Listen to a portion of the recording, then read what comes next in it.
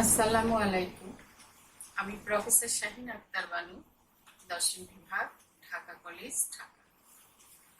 শিক্ষার্থীবৃন্দ, আশা রাখছি তোমরা যেখানে আছো নিরাপদে আছো এবং ভালো আছো।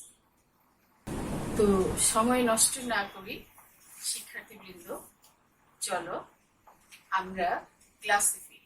অবৈধতা প্রমাণের গত ক্লাসে আমি বলেছিলাম যে এই অবৈধতা প্রমাণের জন্য আমরা সত্য সারণীর সাহায্যেও অবৈধতা প্রমাণ করতে পারি, আবার সংক্ষিপ্ত সত্য সারণীর মাধ্যমেও যুক্তির অবৈধতা প্রমাণ করতে পারি। এই দুটি পদ্ধতির সাথেই কিন্তু তোমরা পূর্বে বাচনিক কলমের অংশে পরিচিত ছিলে, কিন্তু তারপরও আমরা এই যে প্রেডিকেট ক্যালকুলাসের অংশে এসে অবৈধতা প্রমাণের আরেকটি অধ্যায় নিয়ে আলোচনা করেছি, সেখানে কিছুটা হলেও পার্থক্য তোমরা বুঝতে পেরেছি। এইখানে সত্য সারণীর সাহায্যে যখন আমরা অবৈধতা প্রমাণ করব, সেখানে একরকম স্ট্রাকচার বা কাঠামো আছে। আবার মূলত আমি যে শর্টার ট্রুথ টেবিলের সাহায্যে অবৈধতা প্রমাণের চেষ্টা করব, সেখানে কিন্তু বলেছি যে দুটি পদ্ধতি আছে। একটি পদ্ধতি নাম হচ্ছে এক সত্তা বিশিষ্ট মানকাত্মক পদ্ধতি ব্যবহার, আরেকটি হচ্ছে একের অধিক সত্তা। সেটি দুটিও হতে পারে, তিনটিও হতে পারে। একের অধিক সত্তা বিশিষ্ট মানকাত্মক যুক্তি পদ্ধতির মাধ্যমে অবৈধতা প্রমাণ। তো আজ আমি সংক্ষিপ্ত সত্য সারণীর মাধ্যমে এক সত্তা বিশিষ্ট মানকাত্মক যুক্তি পদ্ধতির মাধ্যমে অবৈধতা প্রমাণ দেখাবো। তাহলে প্রথমেই আমি তোমাদেরকে দেখানোর চেষ্টা করব এক সত্তা বিশিষ্ট মানকাত্মক বিধিমালা মাধ্যমে কিভাবে অবৈধতা প্রমাণ করা যায়। খেয়াল করো শিক্ষার্থীবৃন্দ, এক সত্তা বিশিষ্ট মানকাত্মক যুক্তির প্রয়োগ পদ্ধতি আমি এই হোয়াইট বোর্ডে লিখেছি, সেটি তোমাদের কিন্তু ক্লাস শুরুর পূর্বেই ছবিতে দেওয়া আছে। এইখানে কি করতে হবে এমন খেয়াল করে দেখো। তোমরা যদি সবচেয়ে ভালো হয়, তোমরা যদি গত পরীক্ষা সমূহের প্রশ্ন যদি তোমাদের কাছে থাকে, তাহলে দেখবে যে শেষের অংশে অবৈধতা প্রমাণের কিছু উদাহরণ বা কিছু যুক্তি দেয়া আছে। সেটি যদি তোমাদের কাছে থাকে তাহলে সেই অংশটি আরো বেশি ভালো হয়। তো যাই হোক, এমন পদ্ধতি দেওয়া থাকবে যে অবৈধতা প্রমাণ কর, নিম্নোক্ত যুক্তিটির অবৈধতা প্রমাণ করো, এমন সার্বিক প্রমাণ করো। এই প্রমাণ করার আগে তোমাদেরকে আরেকটুখানি মনে করিয়ে দিই, শর্টার ট্রুথ টেবিলে বা সংক্ষিপ্ত সত্য সারণীতে আমরা কি করতাম? সিদ্ধান্তকে মিথ্যা ধরে হেতুবচনকে সত্য করার চেষ্টা করতাম। ওই যে দেখো, আমি এখানে টার্গেটটি লিখেছি, সিদ্ধান্ত মিথ্যা করে হেতুবচন সত্য করা। যদি সত্য করা সম্ভব হয় বা সম্ভব হলে যুক্তিটি অবৈধ হবে, আর সম্ভব না হলে যুক্তি বৈধ হবে। আমার মনে আছে বাচনিক কলোনি এই শর্টার ট্রুথ টেবিলের উপর আমি দুটি ক্লাস নিয়েছি, এবং সেখানে কিন্তু আমি অনেকটা সময় ধরে সে দুটি ক্লাসে শর্টার ট্রুথ টেবিল আমি বুঝিয়ে এসেছি, কারণ আমি জানি যে এই সিস্টেমটি আবার অবৈধতা প্রমাণের অংশে আসবে। আর আমাদের কিন্তু মানক হচ্ছে দুটি। তোমাদেরকে বলেছিলাম যে মানকের যে 4টি রুল আছে, সেই 4টি রুল কিন্তু অবৈধতা প্রমাণের জন্য নয়। মানকের 4টি রুল হচ্ছে বৈধতা প্রমাণের জন্য। সেখানে কিন্তু প্রশ্নে উল্লেখ থাকবে মানকাত্মক বিধিমালা প্রয়োগ করে যুক্তির বৈধতা নির্ণয় করো, রাইট? আর এই ক্ষেত্রে লেখা থাকবে নিম্নোক্ত যুক্তিটির অবৈধতা প্রমাণ করো। কিন্তু মানকাত্মকের যে মানক, আমরা যে যুক্তি পদ্ধতিতে যে দুটি মানক পেয়েছিলাম, এই দুটি মানক কিভাবে তৈরি হয় সেটি কিন্তু আমি ক্লাসে আলোচনা করেছি। সার্বিক বচন ও এর মানক, বিশেষ বচন ও এর মানক। তোমরা বিগত ক্লাসের মধ্যে এই দুটি ক্লাস কিন্তু পেয়েছো। কাজেই আমাদের কিন্তু মনে রাখতে হবে শর্ট ট্রুথ টেবিলের নিয়মগুলো, মনে রাখতে হবে আমাদের মানক হচ্ছে দুটি, একটি হচ্ছে সার্বিক মানক এক্স এবং বিশেষ মানক হিসাবে আমরা উল্টো ই এক্স পেয়েছিলাম। এই দুটি জিনিস কিন্তু মনে করতে হবে, মনে রাখতে হবে, সেটি মানকাত্মক বিধিমালার হোক কিংবা অবৈধতা প্রমাণের ক্ষেত্রে হোক। তাহলে এখানে দেখো, এখানে কিন্তু দেখো 1 নং উদাহরণটি আমি লিখেছি সার্বিক মানকের। এখানে দুটি হেতুবচন আছে সার্বিক মানকের এবং সিদ্ধান্তটিও আছে সার্বিক মানকের। এখানে দেখো 3টি যুক্তি আছে, এর মধ্যে দুটি হচ্ছে বিশেষ মানকের এবং সিদ্ধান্তটি হচ্ছে বিশেষ মানকের। আবার 3 নং অংশে দেখো একটি মিশ্র প্রক্রিয়া, অর্থাৎ প্রথম হেতুবচনটি হচ্ছে সার্বিক মানকের এবং দ্বিতীয় হেতুবচনটি হচ্ছে বিশেষ মানকের এবং সিদ্ধান্তটি হচ্ছে বিশেষ মানকের। এই অবৈধতা প্রমাণের আরো একটা জিনিস তোমাদের মনে রাখতে হবে, সেটি হচ্ছে যে এক্স এর সময় ডট চিহ্নটি কোন কারণে আমরা ব্যবহার করব এবং বিশেষ মানক ই এক্স এর ক্ষেত্রে ভি সিম্বল চিহ্নটি আমরা কোন ক্ষেত্রে ব্যবহার করব, সেটি হচ্ছে একের অধিক বা 2 সত্তা বিশিষ্ট যুক্তি পদ্ধতির ক্ষেত্রে। তাহলে এই অবৈধতা প্রমাণের ক্ষেত্রে প্রথমে আমরা কোন কোন জিনিসগুলো মনে রাখবো এটিকে হর্ষ চিহ্ন থাকলে এটি এবং সঙ্গে যদি এক্স থাকে এটি হচ্ছে সার্বিক মানক। মনে রাখবো ই এক্স যদি থাকে তাহলে এটি হচ্ছে বিশেষ মানক। আবার মিশ্র হেতুবচনের ও অবৈধতা প্রমাণের যুক্তি থাকতে পারে। এবং 4 নম্বর বিষয়টি হচ্ছে ব্যতিক্রম অংশে মনে করে দেখো, মানকাত্মক বিধিমালা প্রয়োগ করে যুক্তির বৈধতা নির্ণয়ের জন্য আমি দ্বিতীয় দিনের ক্লাসে সি নং যুক্তি এবং ব্যতিক্রম ধর্মী দুটি যুক্তি নিয়ে আলোচনা করেছিলাম। সেখানে বলেছিলাম যে যদি কোনো বিশিষ্ট হেতু বচন থাকে, বিশিষ্ট বচন কি জানো তো, ব্যক্তিবাচক ধ্রুবক প্রতীকের মাধ্যমে। এই যে দেখো, যদি কোনো বিশিষ্ট বচন থাকে তবে কিন্তু খেয়াল করতে হবে যে বিশিষ্ট বচন থাকলে কিভাবে যুক্তি পদ্ধতিকে প্রমাণ করতে হয়। এই যে 4 নং এই যে উদাহরণটি লিখেছি এটি হচ্ছে 3 নং উদাহরণের অংশ। কাজেই আমি স্থান সংকুলন এবং সময়ের কথা বিবেচনা করে একই বোর্ডে সবগুলো যেন তোমরা দেখতে পারো এবং বুঝতে পারো সেই জন্য আমি একই সঙ্গে 4টি উদাহরণ লিখেছি। এই যে দেখো, এটি হচ্ছে এরকম স্ট্রাকচার হচ্ছে সার্বিক মানকের, এই স্ট্রাকচারটি হচ্ছে বিশেষ মানকের এবং এটি হচ্ছে মিশ্র সার্বিক ও বিশেষ মানকের একটি মিশ্র যুক্তি। আর এরকম একটি যুক্তি কিন্তু আমি মানকাত্মক অংশেও আলোচনা করে এসেছি। খেয়াল করে দেখো, মানকাত্মক অংশে এ বি সি এরকম 3টি যুক্তি আমি পাশাপাশি লিখেছিলাম। প্রথম দিন 2টি যুক্তি আলোচনা করেছি এবং দ্বিতীয় দিন সি নং উদাহরণ এবং ব্যতিক্রম ধর্মী 2টি উদাহরণ দিয়ে আমি যুক্তি পদ্ধতি আলোচনা করেছিলাম। এরকম যুক্তি পদ্ধতি কিন্তু অবৈধতা প্রমাণেও আছে। এই যে দেখো, এখানে প্রথম হেতুবচনটি হচ্ছে সার্বিক, দ্বিতীয় হেতুবচনটি হচ্ছে বিশিষ্ট বচন নিয়ে এবং সিদ্ধান্তটি হচ্ছে বিশিষ্ট বচন নিয়ে। এই বিশিষ্ট বচন কিন্তু থাকবে এবং এটি কিন্তু গুরুত্ব অবশ্যই আছে, এটিকে কিন্তু বাদ দেওয়া যাবে না। কাজে বিশিষ্ট বচন যদি থাকে ব্যক্তি ধ্রুবক, তখন এই বিশিষ্ট বচন কিন্তু এই অধ্রুবক এক্স এর পরিবর্তে এই জি এই ক্ষেত্রে এক্স এর পরিবর্তে বসে যাবে। এটি কিন্তু মানকাত্মক বিধিমালায় এমন একটি বিধি ছিল। আবার অবৈধতা প্রমাণেও এমন একটি স্ট্রাকচার তোমরা কিন্তু দেখতে পাবে। সেটি 1 সত্তা বিশিষ্ট উদাহরণও আছে, 2 সত্তা বিশিষ্ট উদাহরণও আছে।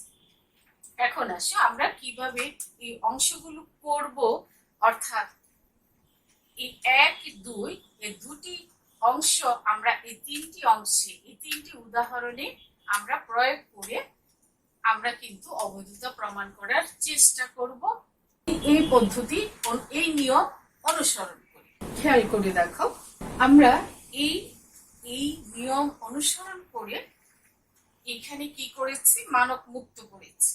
মানক অপসারণ করে উদ্দেশ্য অধ্রুবক, দেখো প্রতি ক্ষেত্রেই x আছে, x আছে, x x x x x x x x x x x x x x x x কাজে প্রতি ক্ষেত্রেই উদ্দেশ্য আমাদের হচ্ছে অধ্রুবক। তোমরা জানো সেই x এর নিয়মটি জানো। অধ্রুবক x এর পরিবর্তে আমরা কি করব, 1 সত্তা অবৈধতা প্রমাণে a কে ছোট হাতের a কে 1 সত্তা, b কে ছোট হাতের b কে দ্বিতীয় সত্তা, c কে তৃতীয় সত্তা, এরকম করে d কে চতুর্থ সত্তা, এভাবে সত্তা যুক্ত করে বা গণনা করে বা গ্রহণ করে।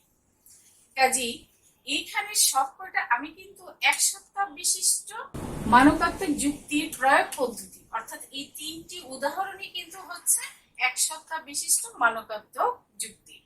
কাজেই 1 সত্তা বিশিষ্ট মানকাত্মক যুক্তি x উদ্দেশ্য অধ্রুবক, এই যে প্রত্যেক জায়গায় যে উদ্দেশ্যটি আছে, উদ্দেশ্য অধ্রুবক প্রতীকের স্থলে ব্যক্তি ধ্রুবক প্রতীক এর হেতুবচন ও সিদ্ধান্তে বসিয়ে সমমান বিশিষ্ট বচনে পরিণত করতে হবে।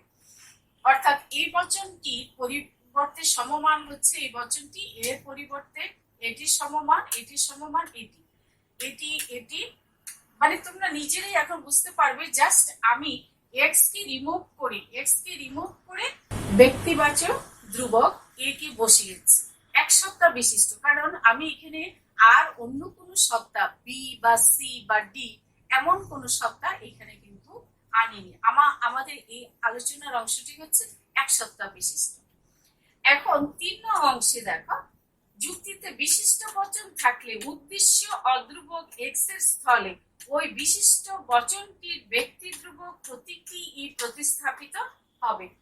তার মানে এখানে কিন্তু x এর স্থলে ওই বিশিষ্ট বচনটির, আমরা এখানে বিশিষ্ট বচন দেখতে পাচ্ছি g, বিশিষ্ট বচন এখানে সিদ্ধান্তের দিকে তাকাও, হেতু বচনের দিকে তাকাও, দু জায়গায় g দেখতে পাচ্ছি। কাজে এখানে কিন্তু আর x থাকবে না, এখানে কিন্তু g বসে যাবে। তাহলে এখানে কি হবে, কিভাবে বসাবো আমি একটু দেখি। আর জি হর্ষু নিগেশন এস জি, এরপরে এলো নিগেশন এস জি, সুতরাং আর জি। এখন কিন্তু আমরা এই জায়গায় শর্টার ট্রুথ টেবিল ব্যবহার করে, এই পদ্ধতি ব্যবহার করে কিন্তু আমরা এর বৈধতা অবৈধতা নির্ণয় করব। কিভাবে নির্ণয় করব, এটি তো সহজ কথা, তাই না? সহজ পদ্ধতি।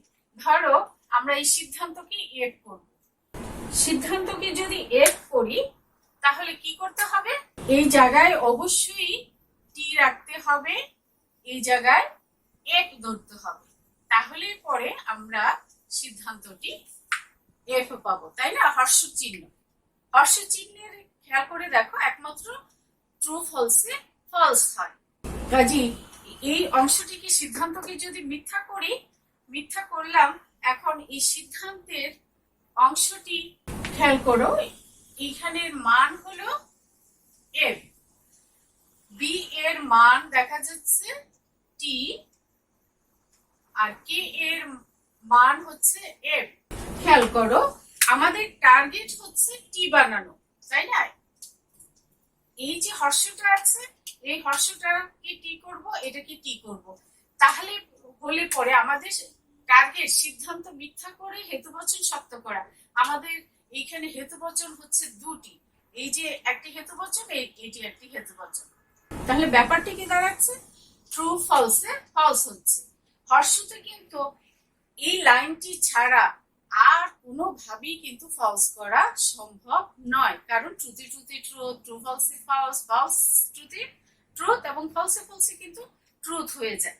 কাজে এই ট্রু ফলসে ছাড়া পূর্বক টি এবং অনুক এফ হলেই পরেই কিন্তু শুধুমাত্র ট্রু ফলসে ফলস হয়, এছাড়া আর কোনো পথ নেই। কাজেই এই যে এখানে মান বসিয়েছি বি এ, এই সিদ্ধান্তের এই মানটি আমি এখানে বসালাম, আর এখানে কে এ, আমি এখানে কে এর এই কে এর মান আমি এফ ধরেছি, আমি এই এফ টি এখানে বসিয়েছি। কিন্তু আমার টার্গেট কি? টার্গেট হচ্ছে সিদ্ধান্ত মিথ্যা করে হেতুবচন সত্য করা, অর্থাৎ এই প্রথম হেতুবচন হর্ষ, এখানে হর্ষ। তাহলে এখানে যদি টি করতে পারি, এখানে টি করতে পারি, অর্থাৎ দুটি হেতুবচন কি যদি সম্ভব হয় আমি টি করার চেষ্টা করব, এফ করার চেষ্টা করব না, টি করার চেষ্টা করব, অর্থাৎ সত্য করার চেষ্টা করব। যে মান বসালে সেটি সত্য হবে, কেবল সেই সব মানকে আমি খুঁজে খুঁজে বা তোমরা খুঁজে খুঁজে সেই মানটি সেখানে বসাবে। এখানে দেখো ফলস আছে, তাহলে সি এর মান যদি আমি টিও ধরতে পারি, এফও ধরতে পারি, কারণ ফলস ট্রুতেও ট্রুথ হয়, ফলসে ফলসেও ট্রুথ হয়। হর্ষতে ফলসে ফলসেও অর্থাৎ পূর্বক এখানে যদি এফ আছে, যে আমি বাধ্য, তাই না, কে এ মান হচ্ছে এফ, কাজে আমি এখানে এফ ধরেছি, কাজে এখানে যদি আমি টি ধরি তাহলে আমার এখানে টি হবে, আমি যদি এখানে এফ ধরি তাহলে কিন্তু আমার এখানে টি হবে। কাজে আমি টি ধরেই করি, উভয় ক্ষেত্রেই কিন্তু আমার সত্য হবে, ট্রুথ হইল। তার মানে আমার প্রথম হেতুবচনটি টি হলো। এখন দ্বিতীয় হেতুবচনে যেহেতু আমি সি এ কে উপরে টি ধরেছি, তাহলে নিচের সি এতেও আলাদা কোনো মান বসানো যাবে না। তোমাকে যুক্তিতে খুঁজে দেখতে হবে যে এর যে অংশটি তুমি মান বসাবে সেই অংশটির মান তুমি আগে বসিয়েছো কিনা। যদি আগে বসিয়ে থাকো তবে সেটিরই মান কিন্তু তুমি পরবর্তীতে সেটি বসাবে, নতুন করে অন্য কোনো মান কিন্তু বসানো যাবে না। এই যে দেখো এই সি এর মান উপরে তুমি বসিয়েছো, কাজে এখানে নতুন করে কিন্তু আর মান বসানো যাবে না, এই টিকেই কিন্তু এখানে গ্রহণ করতে হবে। গ্রহণ করলে পরে কি হয়, এখানেও কিন্তু ট্রুতে ট্রুতে ট্রুথ হয়। তাহলে ব্যাপার কি হলো, এটি এই অংশেও আমি হেতুবচনকে কি করতে পেরেছি, দ্বিতীয় হেতুবচনকে আমি কি করতে পেরেছি এবং সিদ্ধান্তকে এফ ধরে। এখনই তো কথা, শর্টকাট ট্রুথ টেবিলে কিন্তু আমি মূল গোপন কথাটা বলে দিয়ে এসেছি, এবং কিভাবে যে ট্রুতে মানে সিদ্ধান্ত ফলস হয়ে যদি আশ্রয় বচনে এরকম স্ট্রাকচার থাকে, আমি স্ট্রাকচার ধরে ধরে কিন্তু কোন স্ট্রাকচারটি বৈধ এবং কোন স্ট্রাকচারটি অবৈধ হয় সেই স্ট্রাকচারটি সেই চিত্র সহকারে কিন্তু আমি বুঝিয়ে এসেছি। কাজেই যখন সিদ্ধান্ত মিথ্যা করে হেতুবচন সত্য করা, আমি হেতুবচন সত্য করেছি, সম্ভব হলে যুক্তি অবৈধ হবে। এই যে সম্ভব আমি করেছি, কাজে যুক্তিটি কি হবে, যুক্তিটি অবৈধ হবে। খেয়াল করো, যুক্তিটি কিন্তু অবৈধ হবে। এখন আসো এই অংশে, এই অংশে একটা নিগেশন আছে, সেজন্য আমি এই অংশটি একটু পড়ে দেখাতে চাই। খেয়াল করো, নিগেশন যুক্ত ডট আছে, সিদ্ধান্তটি আমার হচ্ছে সংযোগিক অপেক্ষকের, তাই না, মানে ডট দিয়ে সংযুক্ত দুটি অংশ। তাহলে ডটের বেলায় কিন্তু শুধু ট্রুতে ট্রুতে ট্রুথ হয়, আর সব ক্ষেত্রে কিন্তু ফলস হয়। কাজে তুমি এই অংশটিকে যদি টি ধরো, এই অংশটি যদি এফ হয় তাহলে কিন্তু এটা এফ হবে, অর্থাৎ এই অংশ টি, এই অংশ এফ, বা এই অংশ এফ, এই অংশ এফ, এই অংশ এফ, এই অংশ টি যদি হয় তাহলেও কিন্তু কোনো সমস্যা নেই, ফলস হবে। শুধু দুই অংশ ট্রু টি না হলেই হলো। তাহলে আমি এই জায়গাটায় টি করলাম, আর এই জায়গাটায় যদি টি নেই তাহলে এটার মান হয়ে যাবে এফ। তোমরা তো জানো নিগেশনে আগে কে এর অংশে আমি মান ধরলাম টি, কাজে নিগেশন থাকায় এর মান উল্টে গেল, এটার মান হলো এফ। এখন কিন্তু এই টোটাল নিগেশন কে এর মান শুধু এফ হলো, শুধু এফ হলো। এখন কিন্তু গুনতে হবে ট্রু ফলসে ফলস। আমি কিন্তু এইটি এর সাথে এইটি গুনবো না, আমি এইটি এই এফ এর সাথে গুনবো, কারণ কে এর মান দাঁড়িয়েছে এফ। তাহলে ট্রু ফলসে এই ডটে কি দাঁড়াবে? ফলস হবে। আমি এই অংশের মান পেলাম ফলস। এই মানগুলো উপরে বসাবো।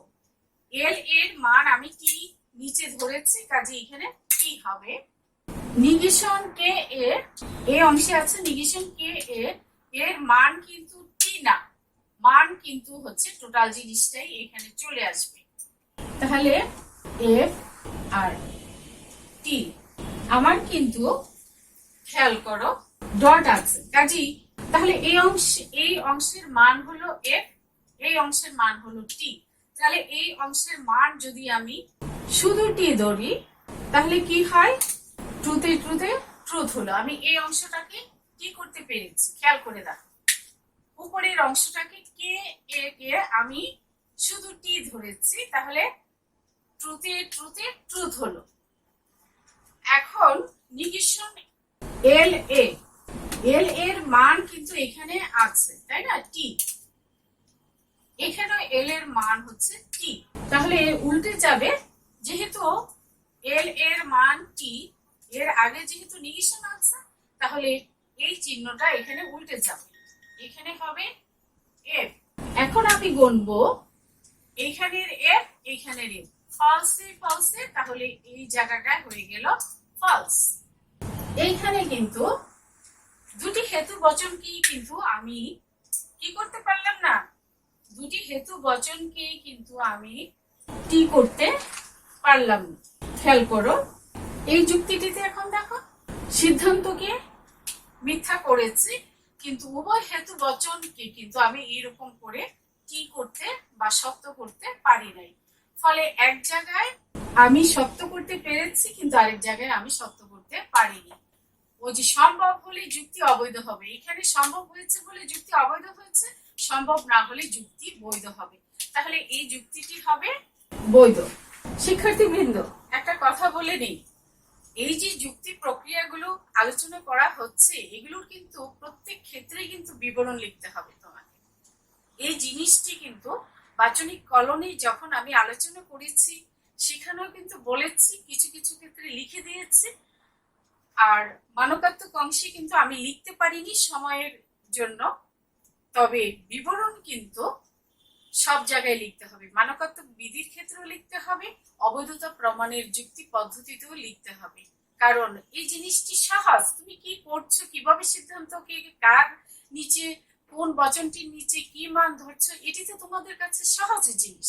কাজে তুমি যা যা করেছো তা কিন্তু তুমি তোমার বিবরণে লিখতে হবে, নইলে কিন্তু পূর্ণ নাম্বার পাওয়া যাবে না। তাহলে শিক্ষার্থীবৃন্দ, আমরা আমাদের এই আলোচনাটি এখানে শেষ করছি। তো ঠিক আছে, তোমরা যেখানেই থাকো ভালো থাকো, নিরাপদে থাকো। আল্লাহ।